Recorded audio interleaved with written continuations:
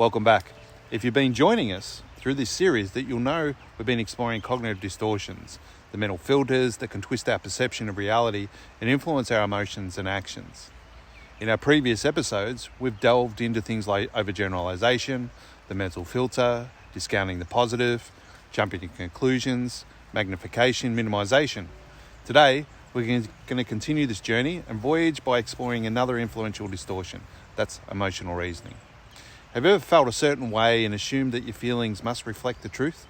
For instance, thinking, well, I feel pretty inadequate, so I must be worthless, or I'm anxious about this situation, so it must be dangerous. If so, you're not alone. I'm Chris Stafford, and today we're going to explore the emotional reasoning, what it is, how it affects us, and the best methods to overcome it. So join me as we navigate the calm waters and uncover the hidden patterns that might be steering us off course.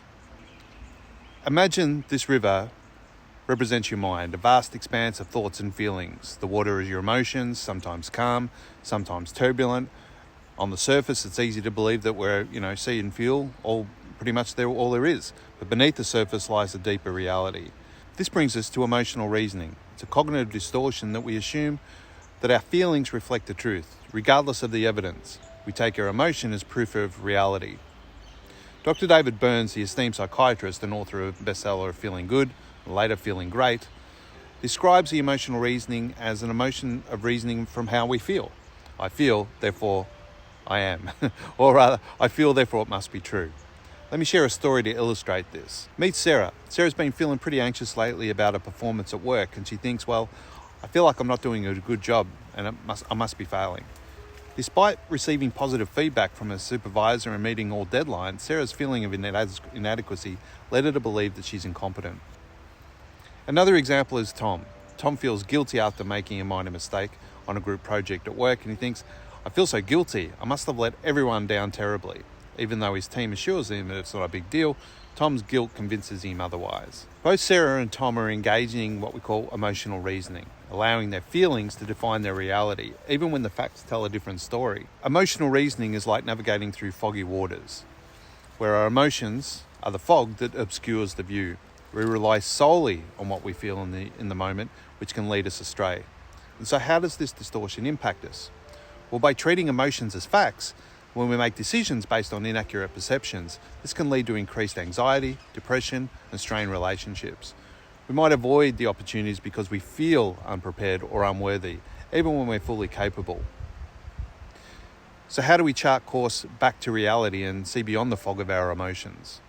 Dr. David Burns offers several effective strategies. Identify the distortion, recognize when you're actually using emotional reasoning, pay attention to the thoughts where you're concluding that your feelings reflect the facts, examine the evidence, challenge your feelings by looking at the objective evidence. Ask yourself, what are the facts? Do they support my feelings? Use logical analysis. Separate your emotions from the reality of the situation. Remind yourself that feelings are not facts. Mindfulness or acceptance, and acknowledge your emotions without judgment, but don't let them dictate your beliefs about reality. Behavioural experiments. Test your assumptions by engaging in actions that challenge your feelings. If you feel incompetent, take on a task and observe the outcome, expected and actual.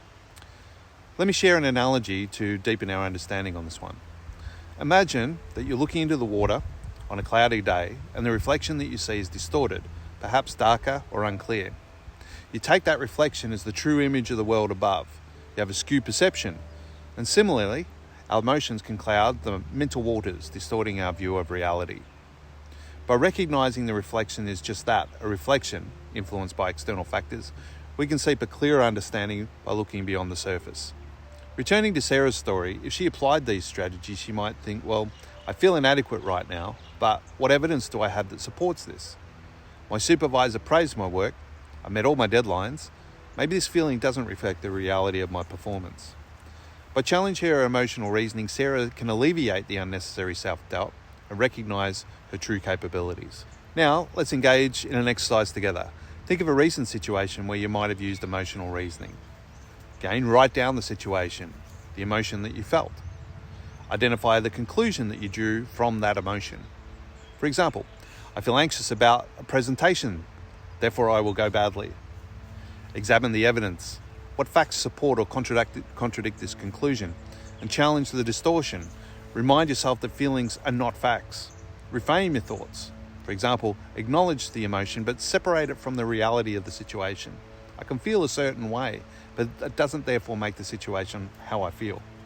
By practicing this, you can begin to distinguish between your emotions and the facts, leading to more balanced thinking. See how, by addressing the distortion, the fog lifts and the clarity can emerge.